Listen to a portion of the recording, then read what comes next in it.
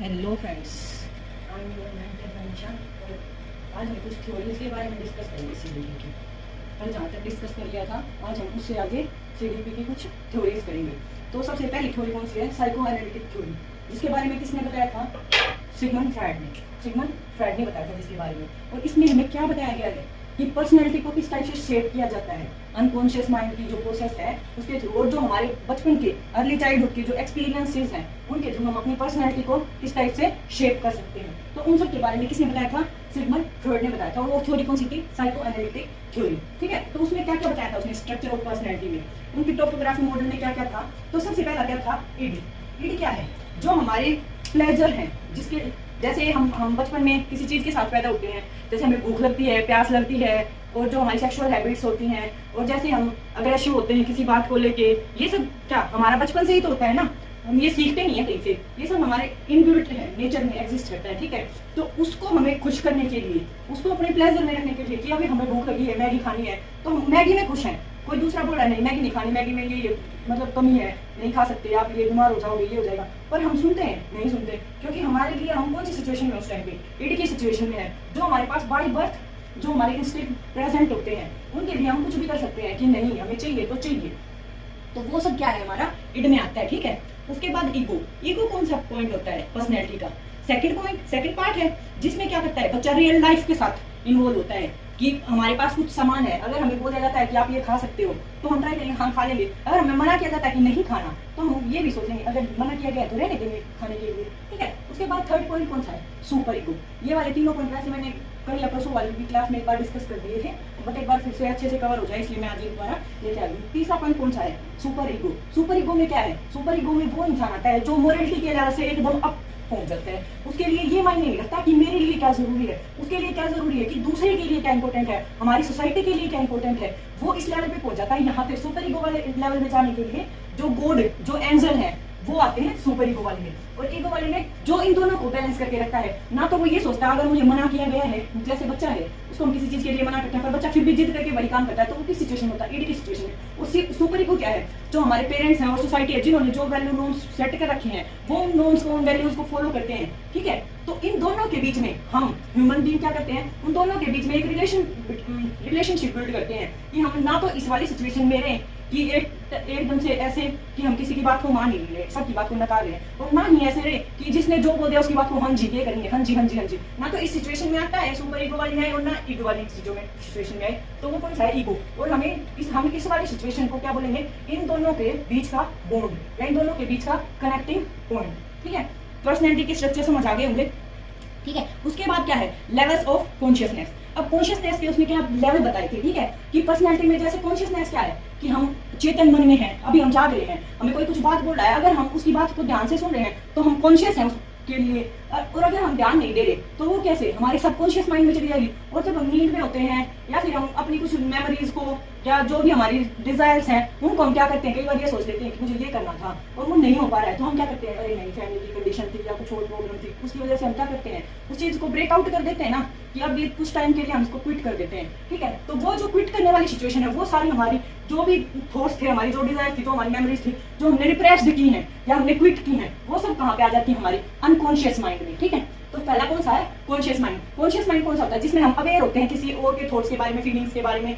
ठीक है, या फिर हम अपने थॉट्स के बारे में या फीलिंग्स के बारे में, वो कौन सा होता है? Conscious stage. उसके बाद प्री कॉन्शियस बोल दो या सब कॉन्शियस बोल दो, इसमें हम थोड़े थोड़े अवेयर होते हैं। जैसे हम ज्यादा दिमाग पे प्रेशर लगाएंगे, हमने कुछ पढ़ा है, जैसे आज हमने कुछ टॉपिक पढ़ा है और उसके बारे में हमें एग्जाम में सोचना है, तो हम अगर दिमाग पे थोड़ा सा प्रेशर लगाते हैं तो हम सोच पाते हैं ना उसके बारे में, तो वो हमारा कौन सा माइंड होता है? सब कॉन्शियस माइंड या प्री कॉन्शियस माइंड। ठीक है, उसके बाद थर्ड कौन सा है? या फिर जब हमें ड्रीम्स आते हैं तो ड्रीम्स कौन से होते हैं? वो भी हमारे सबकॉन्शियस माइंड में। कई बार हम सुबह उठते ही बोलते हैं अब मुझे ये ड्रीम आया था, कई बार हमें ड्रीम ध्यान नहीं रहते। ठीक है, तो जो ड्रीम ध्यान नहीं रहते उस टाइम हम कौन सी सिचुएशन में होते हैं? हमारी सबकॉन्शियस माइंड की सिचुएशन में। उसके बाद अनकॉन्शियस माइंड, वो जो हमारी डिजायर्स हैं और जो हमारे थॉट्स हैं, जो मेमोरीज हैं, जो हमने रिप्रेस्ड की हैं या क्विट की हैं किसी सिचुएशन को हैंडल करने के लिए, तो वो सब किसमें आ जाता है? हमारे अनकॉन्शियस माइंड में। ठीक है, फिर उसने कुछ स्टेजेस दी हैं, साइकोसेक्सुअल स्टेजेस। ठीक है, वो स्टेजेस कैसे कैसे थी? इसकी स्टेजेस से क्वेश्चन आ जाता है। और ईडीगो सुपर ईगो से भी क्वेश्चन आता है कि कोई इंसान है, उसको ये चाहिए था, वो अपनी नीड्स को फुलफिल करने के लिए वो सोसाइटी की और किसी की मतलब फिक्र नहीं करता कि मुझे ये चाहिए, तो वो किस सिचुएशन में है, तो वो ईडी की सिचुएशन में है। इस टाइप से आपको कोई सिचुएशन देके क्वेश्चन पूछ लिया जाता है ईडीगो और सुपर ईगो पे। अब इसकी क्या क्या स्टेजेस दी, उसने 5 स्टेजेस दी है, ठीक है। सबसे पहली स्टेज कौन सी है, ओरल स्टेज। ओरल स्टेज 0 से 1 ईयर, जिसमें बच्चे को कुछ भी देते हैं वो अपने मुंह में रखने की कोशिश करता है, तो वो कौन सी स्टेज है, ओरल स्टेज, ठीक है। उसके बाद क्या है, एनल स्टेज, जिसमें बच्चा अपने सुसु पोटी पे कंट्रोल करना शुरू कर देता है कि कहीं दूसरे को पता ना चल जाए। जैसे 1 से 3 साल के बच्चे होते हैं, जैसे उनको क्या होता है, ये फील होना शुरू हो जाता है शाइनेस, कि अगर मैंने सुसु कर दिया पैंट में तो मेरे फ्रेंड को पता चल जाएगा या इसको पता चल जाएगा, तो वो खुद में शाई फील करने लगते हैं। तो वो अपने एनएस पे जो भी उसकी जो इन्वॉल्यूटरी रिएक्शंस हैं उनके ऊपर वो कंट्रोल करना शुरू कर देते हैं, ठीक है। किसमें, एनल स्टेज में। जैसे उसको सुसु आई है या फिर उसको कुछ खाना पीना है, ये सब के बारे में वो कहीं पर्सनली डिस्कस करना शुरू कर देता है। जैसे मम्मा सुसु आई है, इस टाइप से बताने लग जाता है यहाँ एनल वाली स्टेज में। उसके बाद थर्ड स्टेज कौन सी है, फेलिक स्टेज। अब फेलिक स्टेज में क्या होता है, जो बॉय है वो अपनी मम्मी के लिए लव शुरू कर देगा दिखाना, और जो गर्ल है वो अपने पापा के लिए लव दिखाना शुरू कर देगी। और फेलिक स्टेज में क्या होती है, और वो ओडिपस वाले सिस्टम यहीं पे फेलिक वाले स्टेज में जाते हैं, ठीक है।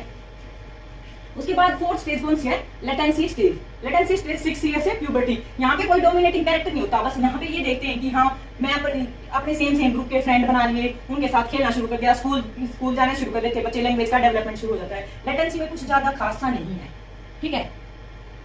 फेलिक में मैं यहाँ लिख देती हूँ कि जो ओडिपस और इलेक्ट्रा का जो कॉन्सेप्ट है वो बच्चे में यही डेवलप होता है। ओडिपस में क्या होता है, जो बॉय है मतलब जो बेबी बॉय है वो अपनी मदर के लिए क्या लव की फीलिंग्स आनी शुरू हो जाती हैं। और जो यहाँ इलेक्ट्रा में क्या है, जो बेबी गर्ल है उसकी फादर के लिए जो लव या बॉन्डिंग है उनकी अच्छी होनी शुरू हो जाती है। ओडिपस में तो बॉय के लिए मम्मी के लिए लव, और इलेक्ट्रा में बेबी गर्ल है उसका फादर के लिए लव, ठीक है। समझ आ गया होगा यहाँ तक, तो ये ध्यान रखना है ओडिपस और इलेक्ट्रा वाला कॉन्सेप्ट पूछ लिया जाता है।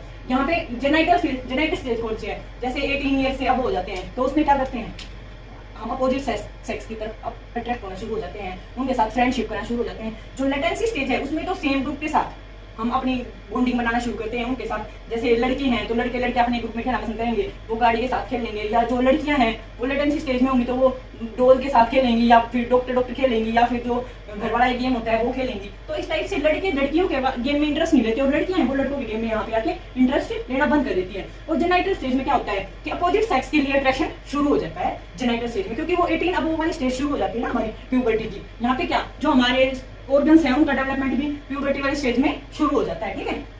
अब की कॉन्सेप्ट क्या क्या है इसके, की कॉन्सेप्ट में है जैसे डिफेंस मैकेनिज्म है, क्या प्रोजेक्शन या रैशनलाइजेशन, या फिर किसी चीज को डिनाई करना, या फिर रिप्रेशन करना। जैसे रिप्रेशन का तो मैंने अभी बताया है कि जो भी हम अनएक्सपेक्टेड जो हमारे डिजायर है उनको हम क्या कर देते हैं, रिप्रेस कर लेते हैं कि नहीं हमें ये नहीं करना, ठीक है। उसके बाद किसी चीज को डिनाई कर देना कि अभी ये सही टाइम नहीं है, अभी हम ये नहीं कर सकते। मान लो हम पढ़ने बैठते हैं, लाइट चली गई तो हम बोलते हैं ना चल यार लाइट चलेगी, कल से शुरू करते हैं, आज नहीं कल से शुरू करते हैं, आज बुक ढूंढ लेते हैं, कल से शुरू करेंगे। इस टाइप से ये सब क्या है, ये डिनाइल की सिचुएशन हुई ना। उसके बाद प्रोजेक्शन क्या है कि मान लो हम एग्जाम देने गए, एग्जाम सेंटर पे पहुंचे, एग्जामिनर को देख के नहीं यार एग्जामिनर अच्छा नहीं रहा इसलिए मेरा पेपर अच्छा नहीं रहा, तो वो सब क्या है, ये सब प्रोजेक्शन में। उसके बाद रैशनलाइजेशन में क्या है, रैशनलाइजेशन में क्या है मतलब अगर जैसे हमारी स्कूल में हमारी किसी से कहा सुनी होगी, घर पे आके हम अपने छोटे भाई बहन को डांट देते हैं, तो ये सब क्या है मतलब अपनी फीलिंग्स को दूसरे के ऊपर थोप देना, ठीक है। रैशनलाइजेशन में अपना गुस्सा दूसरे के ऊपर निकाल देना। प्रोजेक्शन में क्या है कि जैसे मेरे अंदर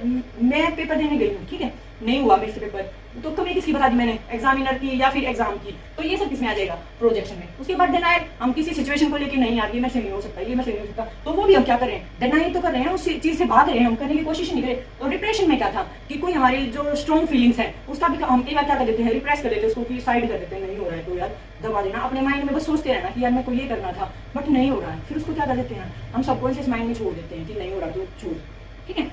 ये स्टेजेस और ये सारी चीजें साइकोएनालिटिक थ्योरी की समझ आ गई होंगी लोग से, ठीक है। उसके बाद नेक्स्ट करते हैं ह्यूमनिस्टिक साइकोलॉजिकल थ्योरी। ये किसने दी थी, ये दी थी अब्राहम मस्लो ने और कार्ल रोजर ने, ठीक है। किसने दी थी, अब्राहम मस्लो और कार्ल रोजर ने। इसमें इसने क्या क्या की पॉइंट्स दिए हैं कि जो ह्यूमंस है उनके लिए क्या क्या जरूरी है, उसके एसेंशियल जो इनेट टेंडेंसी है उनके लिए क्या क्या जरूरी है, ग्रोथ के लिए, हेल्थ के लिए, सेल्फ एक्चुअलाइजेशन के लिए, और किस टाइप से उनका जो फिगर है ये जो नीचे दिया है किस टाइप से उनका फिगर है वो ट्रायंगल मूव करती है, ठीक है, अपनी चीजों को कंप्लीट करने के लिए। फिर इसके की पॉइंट भी क्या क्या है कि किस टाइप से जो ह्यूमंस है वो पार्टिसिपेट करते हैं, ठीक है, ये सब है। अब इसका पहले मैं एक बार फिगर दिखा देती हूँ, फिर इसकी एप्लीकेशंस पे आएंगे, ठीक है। तो इसकी क्या क्या चीज दी है, इसने क्या स्टेजेस दी है, इसने 5 स्टेजेस दी हैं, ठीक है, 4 दिख रही है ना, और एक सेल्फ एक्चुअलाइजेशन। तो जो इसकी फर्स्ट स्टेज है ये है फर्स्ट स्टेज, ये है फर्स्ट स्टेज, और ऊपर जाते जाएंगे ना तो वो स्टेजेस 1 2 3 4 5 आपकी साइकोलॉजिकल स्टेजेस आती जाएंगी, ठीक है। सबसे पहले कौन सी होती है, फिजियोलॉजिकल नीड्स। सबसे जरूरी क्या है ह्यूमन के लिए, ये ह्यूमनिस्टिक की थ्योरी तो है, मतलब हम आम मानव की, ठीक है। तो सबसे पहले क्या जरूरी है, रोटी कपड़ा और मकान, 3 चीज ये सब के लिए जरूरी है। तो यही लिखा है उन्होंने कि जो हमारी साइकोलॉजिकल नीड्स हैं, जो हमें बेसिकली चाहिए है, सबसे पहले तो हमें क्या चाहिए, food, water, warmth, rest, sex, ये सब हमारी किसमें आती है, फिजियोलॉजिकल नीड्स में। उसके बाद सेकंड क्या है, जब इंसान के पास रोटी कपड़ा मकान तीनों चीज हो गए तो अब वो उसके आगे क्या सोचेगा, अपनी सेफ्टी के बारे में सोचेगा कि कहीं कोई मेरे पैसे ना ले ले, आज मेरे पास इस चीज की कमी है तो मेरे पास ये होना चाहिए। तो वो उसके बाद किस चीज की सोचेगा, सेफ्टी की। मान लो वो कल को बीमार हो गया, खाना खाने की वजह से या किसी और वजह से बीमार हो गया, अगर उसके पास पैसे नहीं है तो वो अपना इलाज करा पाएगा, तो वो अपनी सेफ्टी के लिए क्या करना शुरू कर देगा, थोड़े थोड़े पैसे कलेक्ट करना शुरू कर देगा, अपनी सिक्योरिटी के लिए क्या करना शुरू कर देगा, सेफ्टी और सिक्योरिटी का ध्यान रखेगा।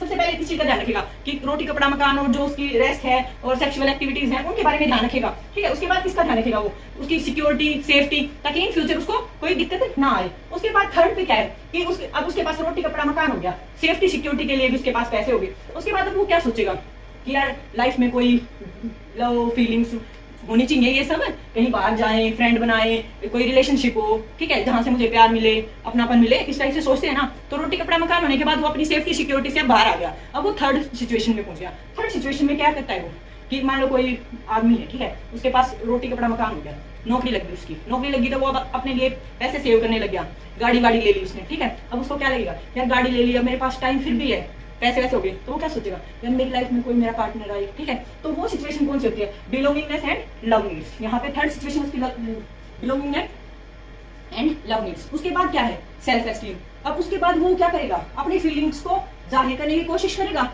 यहाँ पे आके, ठीक है। वो हमारी कैसी नीड्स हैं, ये सारी की सारी हमारी फिजियोलॉजिकल नीड्स जिनकी हमें जरूरत होती है, ठीक है। अब रोटी कपड़ा मकान मिल गया, अब वो अपनी सोसाइटी में जाएगा, एस्टीम नीड्स में वो अपनी सोसाइटी में जाएगा और सोसाइटी से अब बाहर के लोगों से वो कनेक्शन बनाएगा और वहां से कि मैं इसको प्यार दे रहा हूँ तो यहाँ से भी मुझे बदले में क्या मिले, यहाँ से भी मुझे प्यार मिलना चाहिए, ठीक है। अब वो यहाँ पे फीलिंग ऑफ अकम्प्लिशमेंट शो करेगा, ठीक है।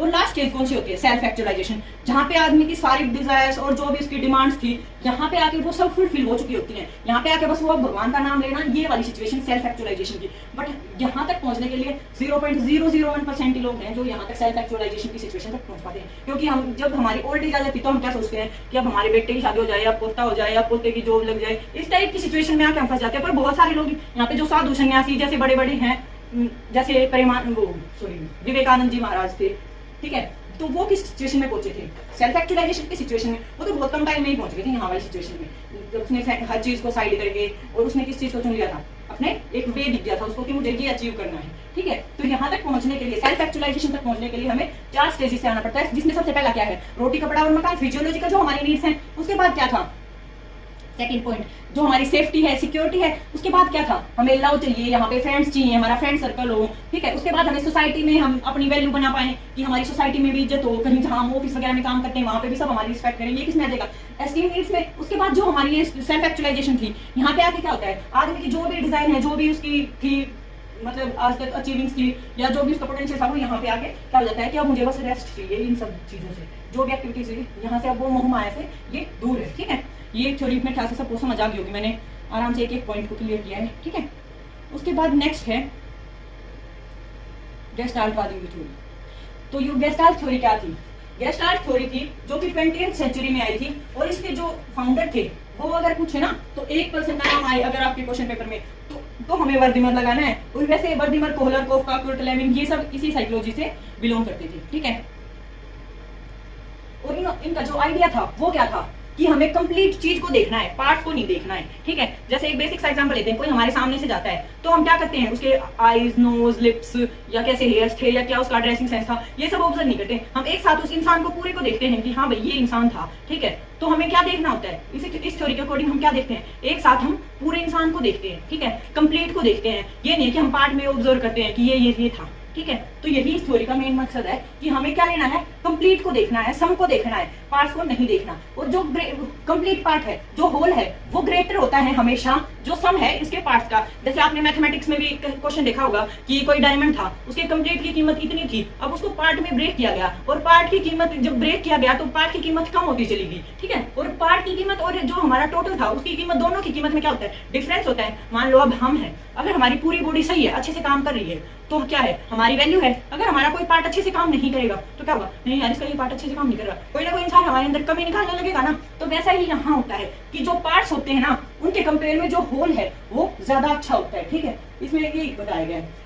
होल पे बेसिक प्रिंसिपल इसमें यही है कि कंप्लीट पे जो है, कंप्लीट वाली चीज है उस पे इन्होंने ज्यादा एम्फेसिस किया है। ऑर्गेनाइजेशन में क्या क्या है कि जो हमारा माइंड है उसकी जो ऑर्गेनाइजेशन है वो क्या है, सेंसरी इंफॉर्मेशन को डायरेक्ट स्टेबल फॉर्म में सिक्योर कर लेती है, ठीक है। और इनसाइटफुल लर्निंग का मतलब भी वही है कि कंप्लीट को देखना, ना कि एक एक पार्ट को देखना या फिर हमें ट्रायल एंड एरर कर करके देखना। कोई थ्योरी इस टाइप से, मान लो हमने कोई क्वेश्चन किया, ठीक है, हम कंप्लीट क्वेश्चन को देखने की बजाय क्या करें, उसमें थोड़ा सा क्वेश्चन पढ़ के ट्रायल लगाने की कोशिश करें कि ये इस टाइप से हो जाए, इस टाइप से। तो ट्रायल एंड एरर नहीं यूज करना है, बल्कि हमें क्या करना है, कंप्लीट सिचुएशन को देख के और तब हमें सोल्यूशन निकालने की ट्राई करनी है, ठीक है।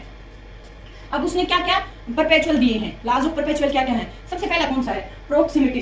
क्या है, प्रोक्सिमिटी, जिसमें क्या है, एलिमेंट एक दूसरे के नजदीक नजदीक है, और एक दूसरे के नजदीक नजदीक है तो वो हमें क्या लगता है कि एज ए ग्रुप है, ठीक है। जैसे हम क्लास में खड़े होते हैं तो हम कैसे खड़े होते हैं, जैसे ये दो बेंच है, ठीक है, दो बेंच पे यहाँ खड़े हैं और दो बच्चे यहाँ खड़े हैं, तो हमें क्या लगता है, कोई बाहर वाला देखेगा तो उसको क्या लगेगा, ये ग्रुप बना के खड़े हैं। पर हम क्या ग्रुप बना के खड़े हैं, हम तो दो अलग अलग बेंचेस पे ही तो खड़े हैं ना। तो यहाँ भी यही है कि element close to each other are seen as a group. जो एलिमेंट एक दूसरे के नजदीक नजदीक होते हैं तो वो कैसे लगते हैं, ग्रुप। जैसे हम आसमान में देखते हैं, ठीक है, तारों को, तो हम क्या करते हैं, ये ग्रुप है, ये दूसरा ग्रुप है, इस टाइप से हम डिवाइड कर देते हैं ना, क्योंकि वो एक दूसरे के ज्यादा क्लोज दिखते हैं। उसके बाद सिमिलरिटी। सिमिलरिटी क्या है कि एक टाइप की एलिमेंट्स हैं, उन सबको क्या, जैसे सारे सर्कल हैं तो सारे एक जैसे दिखते हैं तो हम उसको किसमें रख देंगे, सिमिलरिटी में। सारे एप्पल हैं तो हम सब एप्पल को किसमें रख देंगे, वो भी सिमिलरिटी की कंडीशंस को फॉलो कर रहे हैं, ठीक है।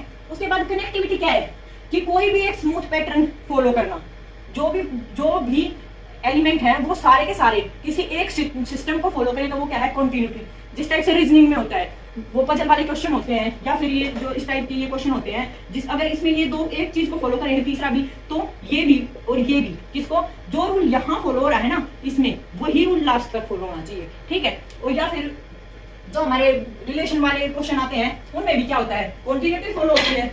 जैसे ये बोल देते हैं कि बर्ड है वो क्या करता है, फ्लाई, तो फिश क्या करेगी, इस टाइप के क्वेश्चन आते हैं ना, रीजनिंग में देखा होगा। तो बर्ड अगर फ्लाई करता है तो फिश क्या करती है, फिश करती है स्विम। वो किस टाइप के क्वेश्चन होते हैं, ये कंटिन्यूटी के क्वेश्चन होते हैं कि जैसा पैटर्न बर्ड फॉलो कर रहा है वैसा ही पैटर्न फिश भी फॉलो कर रही है, ठीक है। उसके बाद क्लोजर क्या होता है, क्लोजर क्या होता है, जैसे हम किसी गैप को कंप्लीट करते जाते हैं। जैसे हम कहीं जा रहे हैं, ठीक है, हमें रास्ता नहीं पता, हम गूगल मैप देखते हैं, क्लोज क्लोज क्लोज क्लोज, बिल्कुल उसको डीप तक निकाल के देखते जाते हैं ना, तो वही क्या है, हम बिल्कुल उसके टॉप एग्जिट पॉइंट तक जाके उसको कंप्लीटली ऑब्जर्व करना, ये किसमें आएगा, क्लोजर में। मतलब उसमें कोई भी गैप नहीं छोड़ना, जो भी उसके अंदर गैप है उसको क्या करना है, हमें फुलफिल करना है, ठीक है। तो वो क्या है, क्लोजर। फिर कॉमन फेट क्या है कि जो एलिमेंट एक तरफ एक डायरेक्शन में जा रहे हैं वो सब एक ग्रुप के हैं, ऐसा नहीं होता। मान लो हम कहीं किसी ट्रेन में जा रहे हैं, ठीक है, कुछ यात्री हैं जो यहाँ से जाएंगे, रोहतक से चली मानो ट्रेन और वो दिल्ली तक गई है, तो कोई जिसने रोहतक में ऑब्जर्व किया था, ये वाला एग्जांपल, जिसने रोहतक में ऑब्जर्व किया था उसको क्या लग रहा है, ये सब के सब लोग दिल्ली जाएंगे, ठीक है, उसको यही लग रहा है। मान लो कुछ रास्ते में उतर जाए सांपला, कुछ और आगे बहादुरगढ़, कुछ और आगे कहीं और दूसरे स्टेशन पे, तो वो सब लोग दिल्ली नहीं पहुंचे ना। तो उसका क्या कॉमन फेट था, क्या मिसकंसेप्शन होगी यहाँ पे कि सारे जितने लोग उस डायरेक्शन में जा रहे हैं ना वो सब का एक ग्रुप है, पर क्या वो ग्रुप था, नहीं, क्योंकि सबको अपनी अपनी अलग अलग डायरेक्शन, अपनी अपनी जगह पे जाना है। एक डायरेक्शन है तो क्या हुई। अब फिगर क्या है, जितना वो नीचे दिखेगा ना फिगर, जितना जैसे जो हमारा मेंटल लेवल नीचे है उतना ही हम क्या है, सबकॉन्शियस माइंड में भी कुछ ना कुछ हमारे चलता रहता है। ये इस टाइप से फिगर ग्राउंड बताया गया है, ठीक है। इसके बारे में तो बस इतना पूछा जाता है मोस्टली कि कंप्लीट से पार्ट अच्छे नहीं होते, कंप्लीट पे ही फोकस करना होता है, इनसाइटफुल लर्निंग होती है, ठीक है। उसके बाद क्लासिकल कंडीशनिंग की थ्योरी, अब ये लर्निंग की थ्योरी शुरू हो गई है, तो सबसे पहले कौन सी है, क्लासिकल कंडीशनिंग थ्योरी, जो किसने दी है, पावलोव ने। किसने दी है, पावलोव ने। अब इस थ्योरी में ध्यान रखना है, यहाँ पे बहुत सारा कंफ्यूजन है कि न्यूट्रल स्टिमुलस क्या है, कंडीशन स्टिमुलस क्या है, अनकंडीशन स्टिमुलस क्या है, अनकंडीशन रिस्पॉन्स क्या है। एक बार इनके बारे में ध्यान से समझ लोगे ना तो एक बार में ही क्लियर हो जाएगा कि क्या क्या चीज है। मान लो हम प्रोसेस ही बता देते हैं, ठीक है। बिफोर कंडीशनिंग क्या था और आफ्टर कंडीशनिंग क्या था। जो यूसीएस लिखा है ना वो अनकंडीशन स्टिमुलस है, मतलब जब तक हमने कोई कंडीशन अप्लाई नहीं की, नेचुरल स्टिमुलस है मतलब वो, ठीक है, जो ह्यूमन में बेसिकली होता है, ठीक है, ह्यूमंस में या फिर कुछ भी ले लेते हैं। अनकंडीशनल रिस्पॉन्स क्या है, वो रिस्पॉन्स जो वो भी नेचुरली होता है। जैसे हमने खाना दिखा हमें खाना दिखते हमारा क्या रिएक्शन आता है, जैसे मैगी बन रही है, मैगी बन रही है तो हमारे दिमाग में क्या हिट हुआ कि मैगी बन रही है, तो वो क्या है हमारा अनकंडीशन स्टिमुलस। अब मैगी बन के हमारे सामने आई और हमारी लार आना कि वाह, हम ऐसे करते हैं ना सब, वाह, तो वो क्या है अनकंडीशन रिस्पॉन्स। अभी हमने कोई कंडीशन तो नहीं लगाई ना, मैगी बनाई है बस मम्मा ने मैगी बनाई है, तब हमारा क्या था अनकंडीशन स्टिमुलस कि भाई मैगी बन रही है, हमारे दिमाग में ये चलना शुरू हो जाता है कि हाँ मैगी बन रही है, तो वो कैसा है नेचुरल है, ऑटोमेटिक है वो, ठीक है। वो रिस्पॉन्स हम खुद से नहीं देते, खुद से ही आता है हमारे माइंड में, कुछ सोच के नहीं देते, ठीक है। उसके बाद रिस्पॉन्स क्या दिया, जैसे ही मैगी हमारे सामने आई हम एकदम से वाह मैगी ऐसे करते हैं ना, ठीक है, इस टाइप से, तो वो क्या है हमारे अनकंडीशन रिस्पॉन्स। अब नेचुरल स्टिमुलस क्या है, ये भी जो किसी कंडीशन पे अप्लाई, जो किसी कंडीशन के थ्रू ना हो, ठीक है, ये नेचुरली होता है हमारे ह्यूमंस में, ठीक है। उसके बाद कंडीशन स्टिमुलस क्या है, मान ले हमने कुछ कंडीशन लगा दी, मैगी बन रही है, ये होगा तो मैगी मिलेगी, तो ये कंडीशन होगी। और कंडीशन रिस्पॉन्स कैसा है, कुछ हम सोच समझ के रिस्पॉन्स दी, तो वो कैसा रिस्पॉन्स होगा, वो कंडीशन रिस्पॉन्स होगा। अब जैसे एग्जाम्पल से बताती हूँ, जैसे बाहर आइसक्रीम वाला आता है, अब गर्मी का टाइम है, ठीक है, बाहर आइसक्रीम वाला आया तो वो कैसा है अनकंडीशन स्टिमुलस है ना, आइसक्रीम वाला आ रहा है गली में, वो कैसा है अनकंडीशन स्टिमुलस है। उसकी जो बेल की आवाज है वो नेचुरल स्टिमुलस है, कोई कंडीशन तो नहीं जुड़ी ना दोनों के बीच में, वो नेचुरल अपना बजा रहा है, वो कैसा है नेचुरल स्टिमुलस है। और जो हम आइसक्रीम को देख रहे हैं वो कैसा है अनकंडीशन स्टिमुलस है, ठीक है। उसके बाद अगर हमें आइसक्रीम दिला दी गई, मम्मी ने आइसक्रीम दिला दी, तो वो क्या है हमारा अनकंडीशन रेस्पॉन्स है, अनकंडीशन रेस्पॉन्स हुआ ना। और उस बेल के लिए तो हमारे पास कुछ फीलिंग्स ही नहीं है। अगर हमने कंडीशन लगा दी, जैसे ही बेल बजी, अब डेली का काम हो गया भाई, डेली बेल बजती है, आइसक्रीम वाला गली में आया और मम्मी जाते ही कह दे चलो आइसक्रीम लेंगे, ठीक है, बेल बजती सुनते नहीं बता दूं आइसक्रीम दिला दूंगी, ठीक है, ऐसे बोल देती है ना मम्मा। तो क्या है, जैसे ही बेल बजी हमें आइसक्रीम मिल गई, वो अब क्या होगी, अब वो कंडीशन होगी ना हमारे पास, और कंडीशन होगी तो अब हमारा जो रेस्पॉन्स आएगा वो अनकंडीशन रेस्पॉन्स था जो पहले, अब वो कंडीशन रेस्पॉन्स में चेंज होना शुरू हो जाएगा, ठीक है, सलाइवा के थ्रू, ठीक है। पहले जब हमने कोई कंडीशन लगा दी तो अब हमारा जो खाना है, जो बेल बजी है, वो क्या है, वो तो नेचुरल स्टिमुलस है अभी, और जो हमारा फूड है वो अनकंडीशन स्टिमुलस है। और जो हमारी लार आई वो कैसा है, अभी तक तो अनकंडीशन रेस्पॉन्स ही तो है। अब बहुत बार ऐसा हो गया, मान लो 3 4 5 6 7 दिन, हफ्ता हो गया, एक हफ्ता हो गया, एक महीना सारा हो गया, एक महीना हो गया, तो अब हमारे क्या माइंड में बिल्कुल ये सेट हो गया कि भाई आइसक्रीम वाला आएगा मम्मी हमें आइसक्रीम दिलाएगी, आइसक्रीम वाला आएगा मम्मी हमें आइसक्रीम दिलाएगी, सेट हो गया। अब वो जैसे ही बेल बजते ही हमारे मुंह में लार आनी शुरू होगी कि अब तो आइसक्रीम मिलेगी, तो वो कैसी, अब उस पर क्या लगी कंडीशन लगी कि जैसे ही बेल बजी तो हमें लार आनी शुरू होगी कि अब तो हमें आइसक्रीम मिलेगी। अभी मिली नहीं है आइसक्रीम यहाँ पे, और यहाँ पे क्या हो रहा था, बेल बजते ही मम्मी जा लिया आइसक्रीम, तो बेल बजते ही आइसक्रीम आ रही थी, तो फिर क्या था, आइसक्रीम को देखने के बाद था ना वो हमारा जो सलाइवा था वो। और यहाँ क्या है, बेल बजी 1 महीने के बाद क्या होगी, हमारी प्रॉपर कंडीशनिंग होगी कि जैसे ही बेल बजेगी, बेल बजते ही हमारे दिमाग में ये ट्रिगर होगा, हाँ बेल बजी अब आइसक्रीम मिलेगी, ठीक है। आइसक्रीम के दिखते क्या सलाइवा आना शुरू हो जाता है धीरे धीरे, और वो कंडीशन इस टाइप तक हो जाती है कि जैसे ही बेल बजते ही सलाइवा आना हमारा शुरू हो जाता है। तो पेवलोव ने ये कंडीशन किसके ऊपर अप्लाई की थी, एक डॉग के ऊपर। तो अब डॉग के ऊपर किस टाइप से अप्लाई की थी उसने, मैं भी ये बता देती हूँ। पहले उसने क्या लिया, पहले उसने फूड लिया, खाना दे दिया डॉगी को, ठीक है। तो जो खाना दिया है उसको, वो क्या है, खाने पे कोई कंडीशन तो नहीं है भाई, हम सुबह भी खाना खाते हैं, शाम को भी खाना खाते हैं, खाना खाने के लिए कोई रिस्पॉन्स देना, वो भी अनकंडीशनल रिस्पॉन्स है।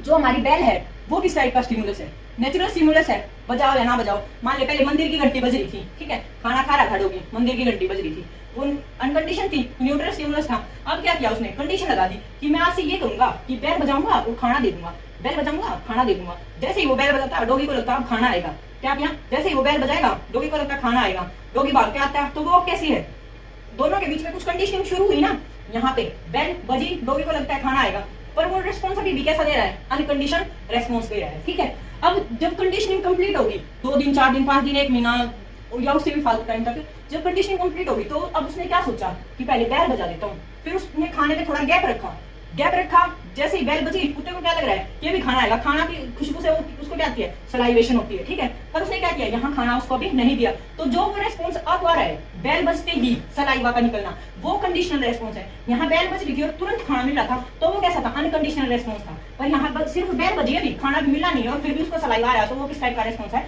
वो है कंडीशनल रेस्पॉन्स, ठीक है। होप्स ये थ्योरी आपको समझ आ गई होगी कि किस टाइप से क्या था, ठीक है।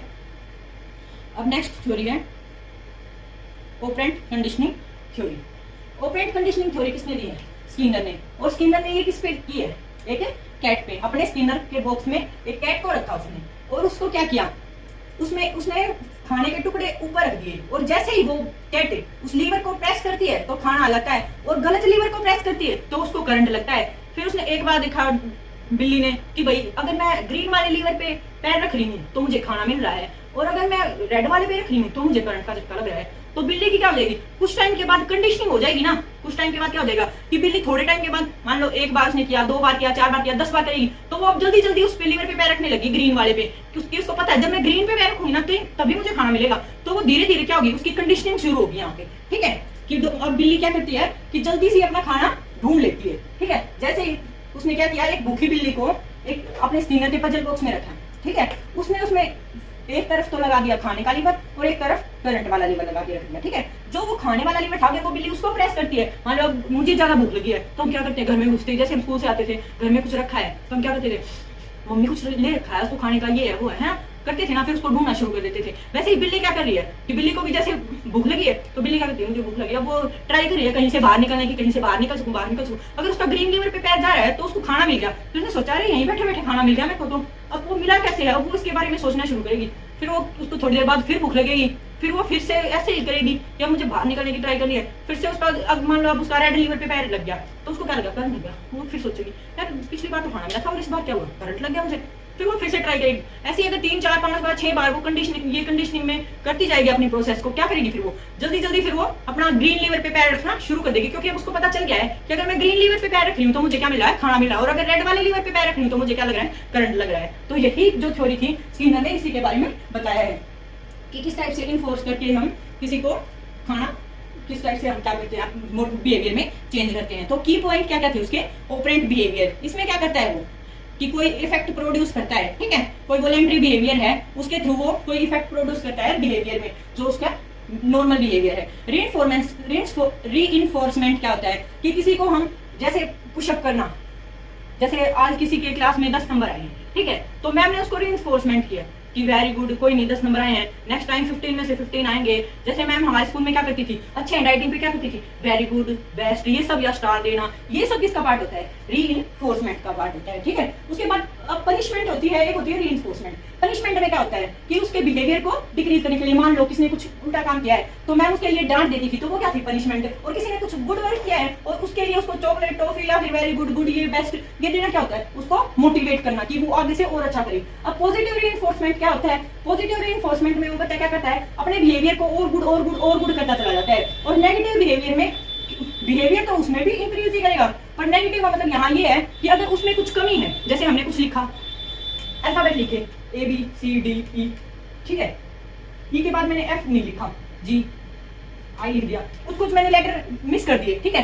अब मैम क्या करेगी, बेटा ये यहाँ क्यों मिस किया है, तो वो हमें फिर से क्या करेगी कि 5 टाइम्स रिपीट करो इसको, 5 टाइम्स रिपीट करो इसको। अगर बच्चा इसको 5 टाइम्स रिपीट करेगा तो वो कैसा है, नेगेटिव रीइंफोर्समेंट का टाइप हो गया, उसको नेगेटिव किया गया। पर जब वो 5 बार लिखेगा तो वो क्या करेगा, अपनी जो उसकी एक्सरसाइज है कि ABCDE के बाद F आता है, तो उस टाइप से उसको वो और अच्छे से लर्न हो जाएगी। तो बिहेवियर में तो कैसा हुआ, रीइंफोर्समेंट हुआ, और वैसे उसको नेगेटिव पनिशमेंट मिली कि उसको 5 बार लिखना पड़ा वो, ठीक है।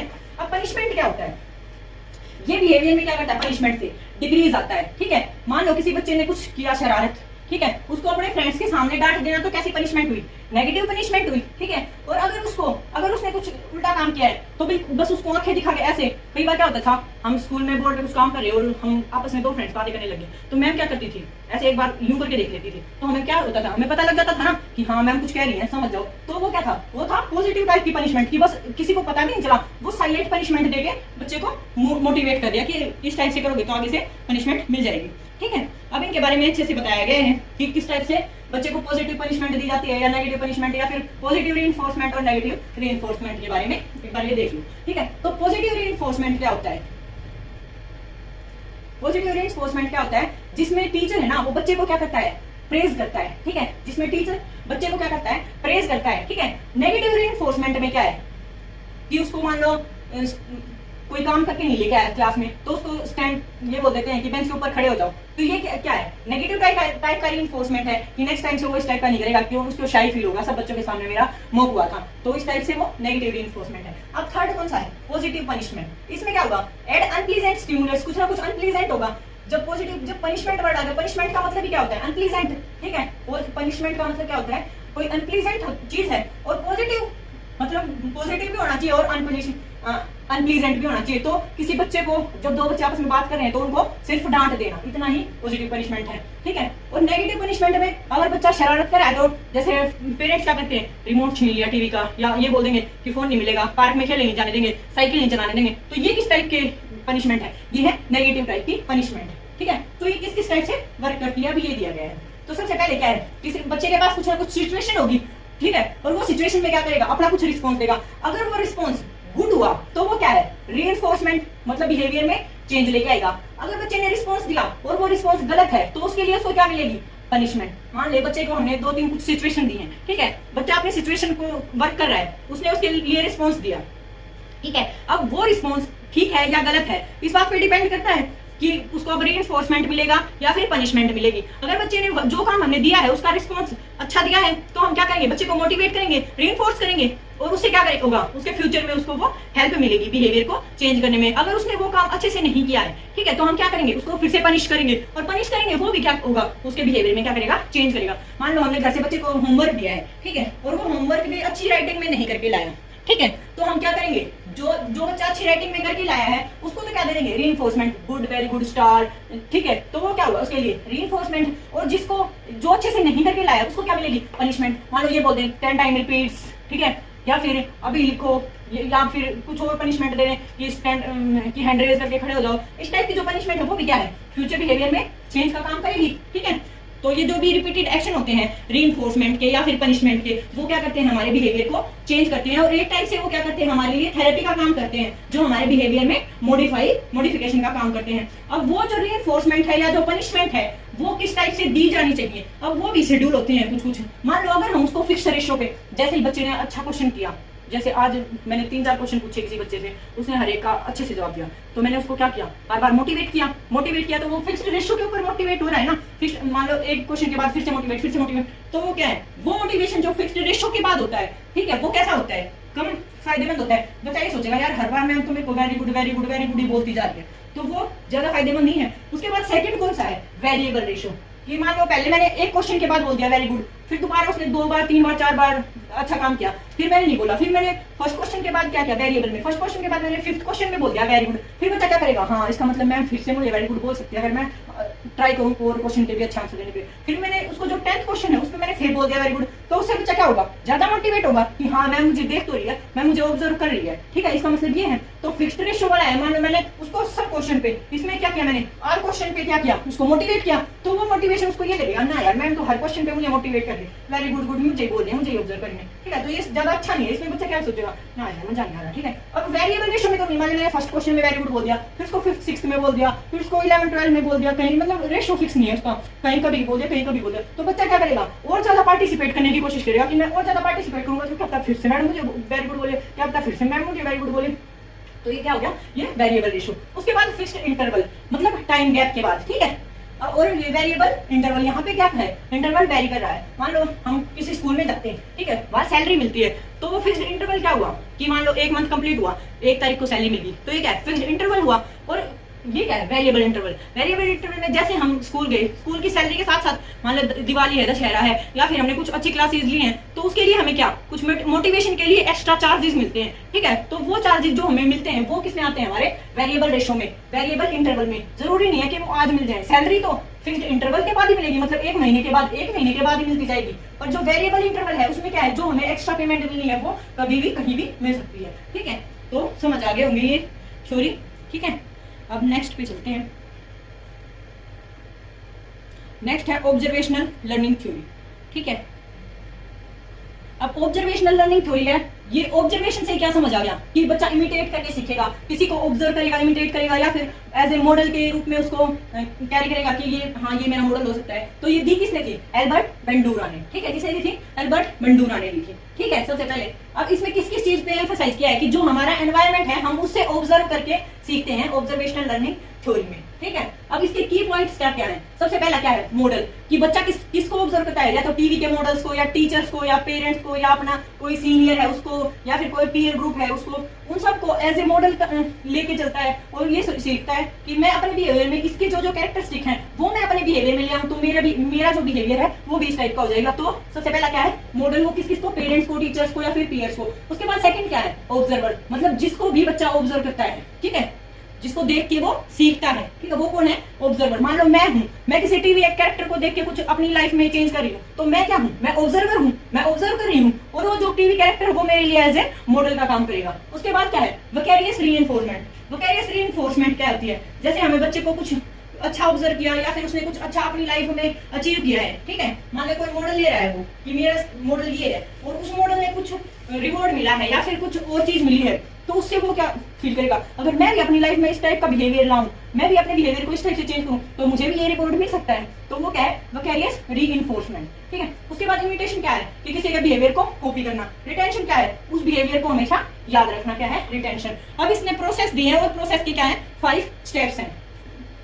बेंटूरा ने प्रोसेस दिया और उसके क्या है? 5 स्टेप्स हैं। सबसे पहला क्या है? कि अटेंशन देना। अटेंटिव होकर किसी को, जिसको भी हम ऑब्जर्व कर रहे हैं, उसको कैसे अटेंटिव होकर हम ऑब्जर्व करें कि इस टाइप से इसका बॉडी लैंग्वेज है, इस टाइप से चला, इस टाइप से बात कर रहा है, ये सब ऑब्जर्व करना क्या है? हम अटेंशन से ऑब्जर्व करते हैं। उसके बाद क्या है? रिटेंशन। रिटेंशन में क्या है? रिटेन करना, कि अपनी मेमोरी में वो जो हमने ऑब्जर्व किया उसको रिटेन करके रखना अपने ब्रेन में, ठीक है। उसके बाद क्या है? रिप्रोडक्शन, कि जिस टाइप का बिहेवियर इमिटेट किया है सेम उसको कॉपी करके उसी टाइप का बिहेवियर निकालना। जैसे मिमिक्री वाले करते हैं कि किसी ने देख के मेरी कॉपी करी, तो वो क्या है? रिप्रोडक्शन का पार्ट है, ठीक है। जैसे मिमिक्री वाले क्या करते हैं? किसी को ऑब्जर्व करते हैं, वो क्या है? अटेंशन। उसके बाद वो उसको सेम टू सेम अपनी ब्रेन में सेव कर लेते हैं कि इस टाइप से बोल रहा है, इस टाइप से कर रहा था, और फिर वो उसको जैसे वो बोल रहा था दूसरा इंसान सेम उसकी कॉपी करके उसकी मिमिक्री करके दिखाते हैं, तो वो क्या है? रिप्रोडक्शन का पार्ट। और फिर उससे अगर उसको कुछ प्राइज मिले, मोटिवेशन मिले, ये बोलते हैं जैसे स्कूल में टीचर्स की कॉपी करते थे हम, तो टीचर क्या बोलते थे? अच्छा बेटे ऐसे करता है, तो वो सब क्या होता है? मोटिवेशन। फिर परफॉर्मेंस क्या होता है? जो भी हमारा न्यू बिहेवियर उससे हमें मिला है वो क्या है? हमारा परफॉर्मेंस। जो हमारी हैबिट बिल्ड हुई है वो क्या है? परफॉर्मेंस। तो ध्यान रखने हैं प्रोसेस के step: attention, retention, reproduction, motivation और परफॉर्मेंस। क्या क्या है? अटेंशन, कि किसी के बिहेवियर को अटेंटिव होकर देखना, ऑब्जर्व करना। उसके बाद रिटेंशन, उसको माइंड में रिटेन करना। उसके बाद रिप्रोडक्शन, सेम उसकी कॉपी करना, कि जैसे वो करा था सेम टू सेम हमें भी वैसे ही करना है। और मोटिवेशन में खुद को मोटिवेट करना, उसके लिए रिवॉर्ड या फिर कुछ पनिशमेंट भी मिल सकती है, रिवॉर्ड भी मिल सकता है, ठीक है। और उसके बाद क्या है? परफॉर्मेंस, कि हमारे बिहेवियर में वो परमानेंटली चेंज आके दिखे। फिर मॉडल क्या क्या होते हैं? या तो वो लाइव मॉडल हो सकते हैं, या वो सिंबॉलिक मॉडल हो सकते हैं, और मल्टीपल मॉडल भी हो सकते हैं। कि कई बार ये होता है कि हम अलग अलग लोगों को देख के अलग अलग, कोई इंसान है मान लो जैसे आपकी मम्मा है, ठीक है, वो घर का काम भी करती है, ऑफिस भी जाती है, तो वो क्या है? वो मल्टीपल मॉडल्स में लगी ना, क्योंकि उसके हम बहुत सारे बिहेवियर को ऑब्जर्व कर सकते हैं, ठीक है। तो इस टाइप से बाकी ये थ्योरी आप एक बार फिर से देख लेना, मैं नोट्स दे दूंगी, ठीक है। वैसे मैंने इसके बारे में कंप्लीटली बता दिया है, ठीक है। अब क्विज टाइम में आ जाओ, आंसर देने के लिए तैयार। तो फर्स्ट क्वेश्चन क्या है? फर्स्ट क्वेश्चन है पियाजे वाली स्टेज, जो मैंने कल करवाया था टॉपिक। अकॉर्डिंग टू जीन पियाजे theory of cognitive development, at which stage do children develop abstract logic and reasoning skill? इसने क्या बोला है कि एब्स्ट्रैक्ट थिंकिंग कहां पे बोली थी मैंने? लास्ट स्टेज में। लास्ट स्टेज कौन सी होती है? Formal operational stage. Last stage कौन सी होती है? फॉर्मल ऑपरेशनल स्टेज, ठीक है। उसके बाद नेक्स्ट क्वेश्चन पे चलते हैं। नेक्स्ट क्वेश्चन क्या है? क्लासिकल कंडीशनिंग, आज ही पढ़ाया है मैंने क्लासिकल कंडीशनिंग के बारे में। किसने दी थी? पावलोव ने, ठीक है। थर्ड क्वेश्चन क्या है? In classical conditioning the bell becomes, bell क्या थी हमारी? बेल क्या थी हमारी? बताओ, अपने माइंड में सोचते रहो, तभी तो हमें ये पता चलेगा। तो बेल क्या थी हमारी? अनकंडीशनल स्टिमुलस थी, ठीक है। जैसे मैंने बताया था कि जैसे बेल बजी, आइसक्रीम वाला है गली में, बेल बजी हमें क्या लगा? बेल बज गई, तो वो क्या है? अनकंडीशनल स्टिमुलस है, कोई स्टिमुलस था ही नहीं। उसके बाद आइसक्रीम लेके आ गए हम फर्स्ट डे, वो कैसा था? अनकंडीशनल स्टिमुलस थी आइसक्रीम भी हमारे लिए।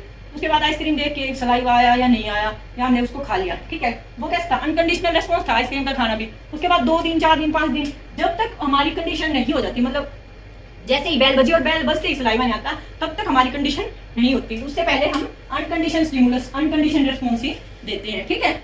उसके बाद नेक्स्ट क्वेश्चन, तो ये कैसी थी बेल हमारी? अनकंडीशन स्टिमुलस, ठीक है। नेक्स्ट क्वेश्चन है ऑपरेंट कंडीशनिंग। अभी मैंने बताया ऑपरेंट कंडीशनिंग, स्किनर, ठीक है। अब रीइंफोर्समेंट इन ऑपरेंट कंडीशनिंग क्या करता है? रीइंफोर्समेंट बिहेवियर को क्या करता है? इंक्रीज करता है, इंक्रीज करता है हमारे बिहेवियर को। नेक्स्ट क्वेश्चन क्या है? ट्रायल एंड एरर थ्योरी, ये थ्योरी मैं अभी करवा देती हूँ पहले, ठीक है।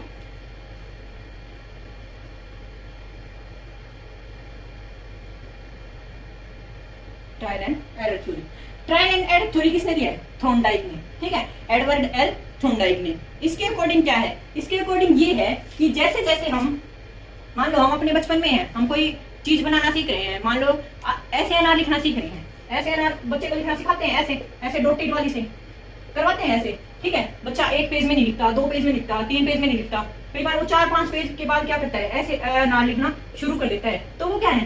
ट्रायल कर रहा है ना बार बार, और क्या कर रहा है? एरर कर रहा है, और उसके बाद उसकी क्या होगी? कंडीशनिंग होगी। उसके बाद क्या करना? वो एनआर बनाना सीख ले रहा है। तो बार बार ट्राई के बाद और एरर्स के बाद क्या करते हैं हम? अपनी जो भी हमें चेंज करना है वो करते, जिस भी हमें गोल पे पहुंचना, जो भी हमें लर्निंग करनी है, या जो भी हमें फाइनल रिजल्ट चाहिए, हम कुछ ट्रायल्स के बाद और कुछ एरर्स के बाद हम वहां पे पहुंच जाते हैं, ठीक है। इसका मतलब यही था। अब इसके की पॉइंट्स क्या क्या है? सबसे पहले क्या है? स्टिमुलस। स्टिमुलस में क्या है? जो भी हमारी प्रॉब्लम है, जो ऑलरेडी प्रेजेंट है, वो क्या है हमारे लिए? स्टिमुलस है। रिस्पॉन्स में क्या है? जो हमारे पास प्रॉब्लम पहले से प्रेजेंट है, उसके लिए हम क्या एक्शन ले रहे हैं, क्या बिहेव कर रहे हैं, क्या हमारे बिहेवियर में चेंज आ रहा है, या क्या हम एक्शन करके उसको परफॉर्म कर रहे हैं, वो क्या है हमारा रेस्पॉन्स। उसके बाद इन दोनों के बीच में कनेक्शन होना, कि हमने प्रॉब्लम देखा और प्रॉब्लम को देख के हम क्या करते हैं, उसके लिए रिस्पॉन्स करते हैं, वो तो क्या हो गया? उनके बीच में कनेक्शन बन गया। अब क्या है? सेटिस्फेक्शन। अब हम उससे सेटिस्फाई कब होंगे? जब हम जिस गोल तक हमें पहुंचना था, जो हमें फाइनली अचीव करना था, उस तक पहुंच गए तो हम क्या हो जाएंगे? सेटिस्फाई हो जाएंगे। और अगर हम वहां तक नहीं पहुंचे, बार बार हमें फेलियर मिल रहे हैं, तो हम क्या हो जाएंगे? अनॉय हो जाएंगे, मतलब निराश हो जाएंगे।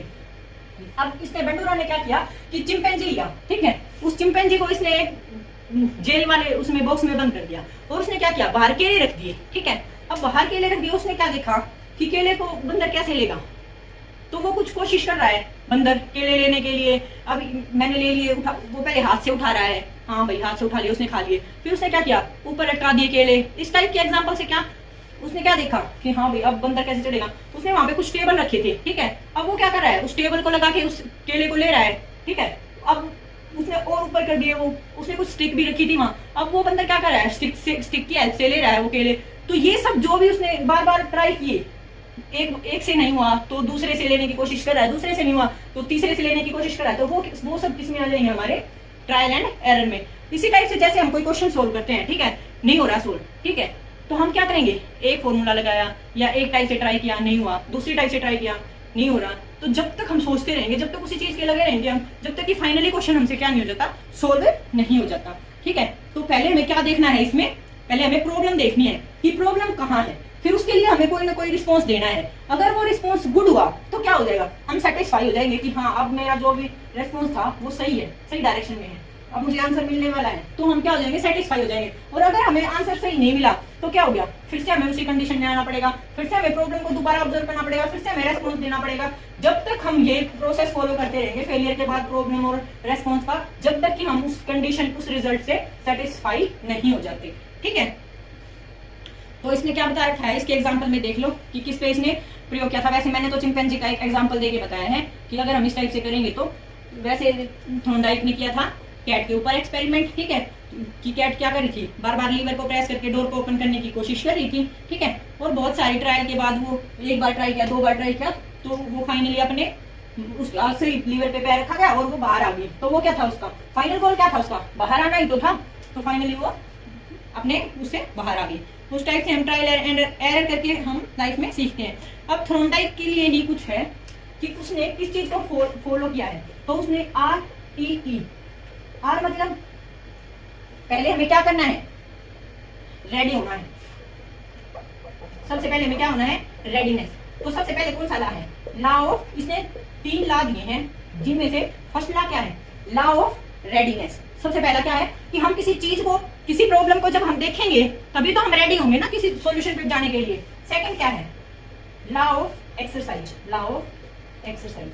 अब एक्सरसाइज का मतलब क्या है कि हम उसको सॉल्व करने की ट्राई करेंगे, ठीक है।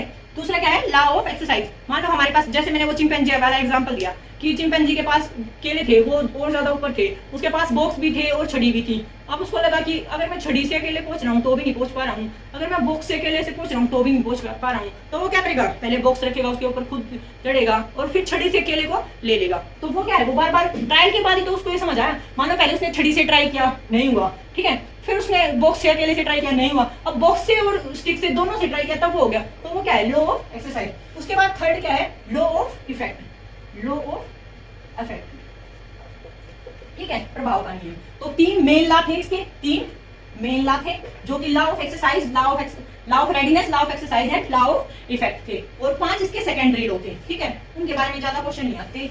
बोलोगे तो मैं नेक्स्ट वीडियो में फिर से बता दूंगी एक बार उसको, वैसे मेरे को लगता नहीं वहां से और ज्यादा क्वेश्चन आएंगे, ठीक है। नेक्स्ट थ्योरी ये देख लेते हैं एक बार, आसुबेल की थ्योरी, ये भी ज्यादा इंपॉर्टेंट तो नहीं है, बस ये ध्यान रखना है कि आसुबेल की थ्योरी किस चीज के ऊपर फोकस करती है। मेरे लिए ये पता है, डेविड आसुबेल ने दी थी, और इसका एक ही मोटिव था कि जो भी हमारी प्रीवियस नॉलेज एग्जिस्ट करती ना, उससे रिलेट करके हम अपनी न्यू नॉलेज को कंस्ट्रक्ट करें, ठीक है। जैसे कोई भी हमारी प्रॉब्लम है, ठीक है, अगर हमें वो सॉल्व करनी है, तो अगर हमें उस टाइप की पहले कुछ प्रॉब्लम सॉल्व की है, तो हम उससे कनेक्ट करके हम न्यू प्रॉब्लम को अपने सॉल्यूशन तक ले जाने की कोशिश करेंगे। डेविड आसुबेल की मीनिंगफुल लर्निंग थ्योरी में ये मेन इंपॉर्टेंट बात इसकी यही थी, ठीक है, कि जो भी हमारी प्रीवियस नॉलेज है उसको कनेक्ट करके हमें न्यू नॉलेज को जनरेट करना है, ठीक है। अब ये क्वेश्चन जो बचे हुए हैं उनको देख लेते हैं, ठीक है, यहाँ तक हो गया था। उसके बाद था ये ट्रायल एंड एरर थ्योरी। अब पता चल गया वो ट्रायल एंड एरर थ्योरी किसने दी थी, थॉर्नडाइक ने, ठीक है। उसके बाद नेक्स्ट क्वेश्चन है, लॉ ऑफ इफेक्ट किससे रिलेटेड है, अभी मैंने बताया है थॉर्नडाइक से रिलेटेड है। Law of readiness, law of exercise and law of effect किससे रिलेटेड है, थॉर्नडाइक से, ठीक है। उसके बाद नेक्स्ट कौन सी है, ऑब्जर्वेशनल लर्निंग थ्योरी, ये किसने दी थी, ऑब्जर्वेशन के द्वारा सीखना किसका था, एल्बर्ट बंडूरा।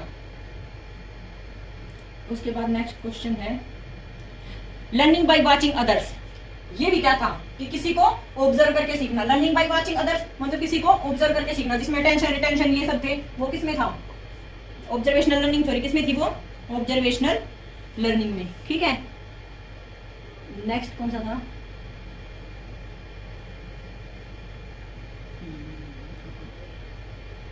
कोहलर। कोहलर किससे एसोसिएटेड है, कोहलर इज एसोसिएटेड विद, बताओ, ट्रायल एंड एरर थ्योरी।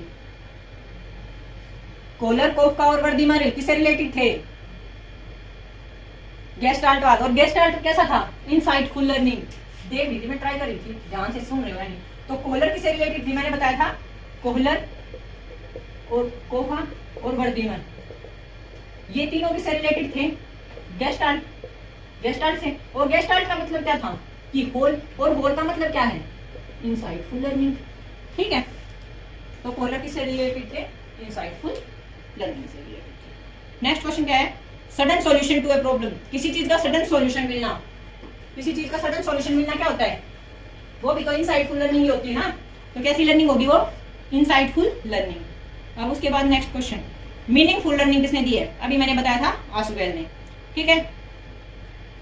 अब according to Ausubel learning becomes effective, कब इफेक्टिव होगी, जब वो न्यू आइडियाज को अपने प्रीवियस नॉलेज से कनेक्ट करेगा, जब वो अपने न्यू आइडियाज को अपनी प्रीवियस नॉलेज से कनेक्ट करेगा, ठीक है। सोशल लर्निंग थ्योरी किस पे फोकस करती है, ऑब्जर्वेशन एंड इमिटेशन पे। अब विच साइक्लो, डॉग के ऊपर एक्सपेरिमेंट किसने किया था, तो डॉग का एक्सपेरिमेंट किस पे था, पावलोव का।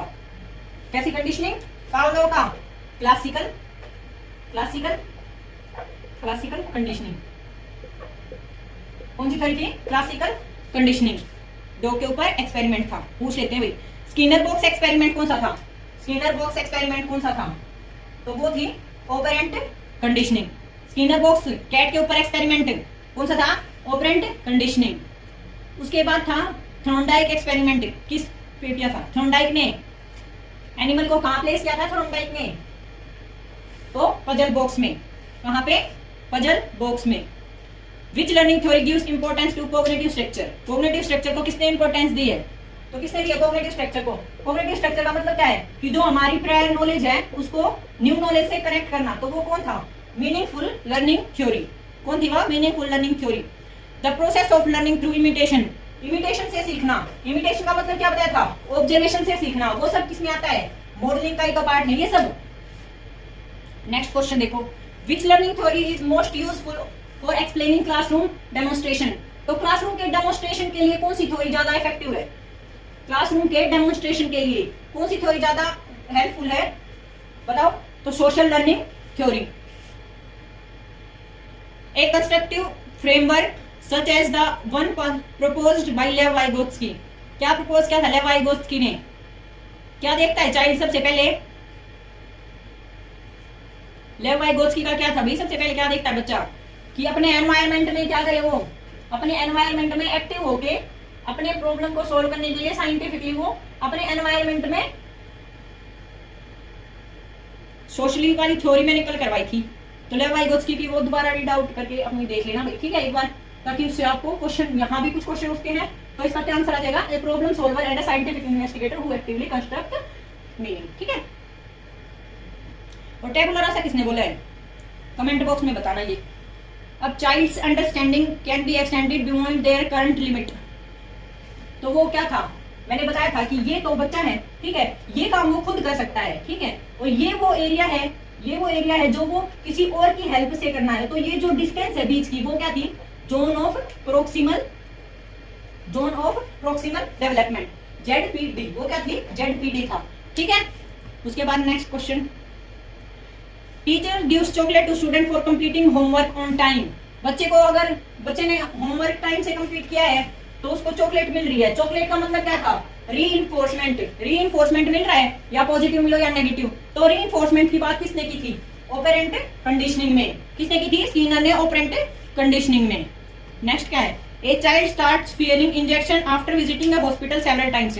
कोई बच्चा है वो बहुत बार हॉस्पिटल गया है, ठीक है, और उसको क्या, वो इंजेक्शन से डरने लग गया, क्योंकि उसको मान लो बचपन में कभी इंजेक्शन लगा हो, तो बच्चे को जब भी हम हॉस्पिटल ले जाते हैं तो वो इंजेक्शन को देख के डरने लग जाता है। तो ये किस टाइप की कंडीशनिंग है?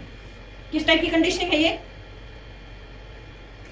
ये है क्लासिकल कंडीशनिंग, ठीक है। किस टाइप की कंडीशनिंग है? क्लासिकल कंडीशनिंग, ठीक है। उसके बाद Riya learns table manners by watching. अब इसमें क्या कर रही है रिया? अपने पेरेंट्स को देख के डिनर के टाइम, जैसे डिनर कर रहे हैं तो जैसे उसके जो पेरेंट्स के मैनर हैं डिनर के, उनको देख के रिया क्या कर रही है? खुद वो मैनर सीख रही है। तो वो क्या है? Social learning theory. सोसाइटी से ही तो सीख रही है सोशल लर्निंग थ्योरी, अभी तो मैंने बताया था बेटूरा, ठीक है। तो सोसाइटी से लर्न कर रही है वो, अपने पेरेंट्स को देख के, किसी को ऑब्जर्व करके, इमिटेट करके या मॉडलिंग से सीखना। नेक्स्ट क्या है?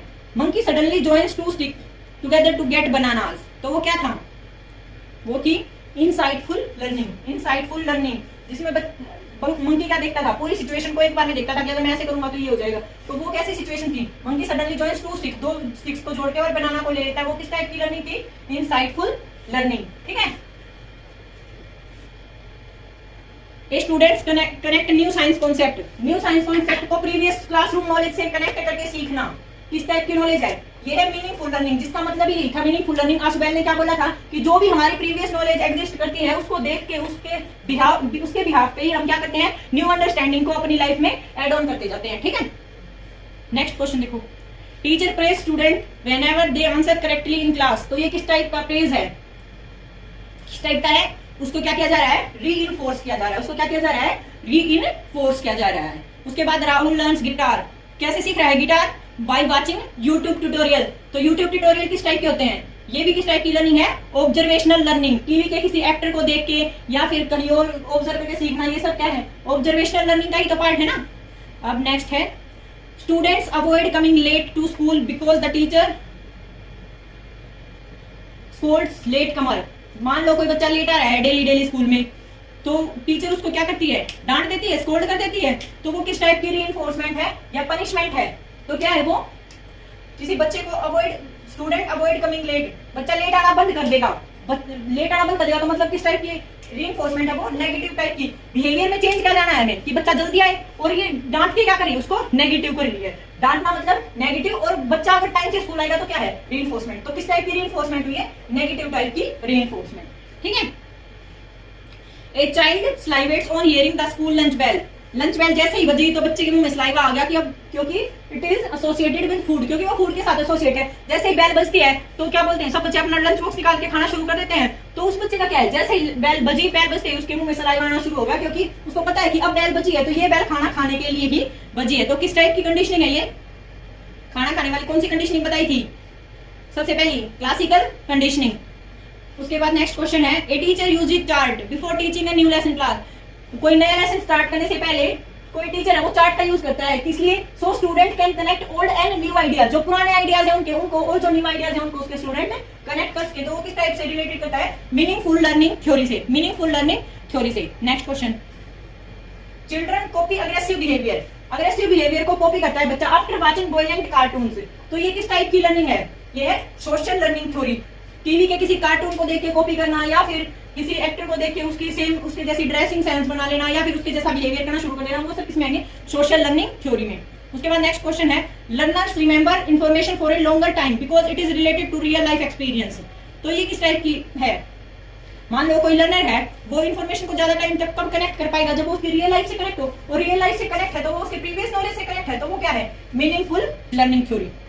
नेक्स्ट क्या है, a child imitates the dressing style, किसी के ड्रेसिंग स्टाइल को कॉपी करना, ये भी किस टाइप की है, सोशल लर्निंग थ्योरी, क्योंकि मॉडलिंग के थ्रू सीख रहा है।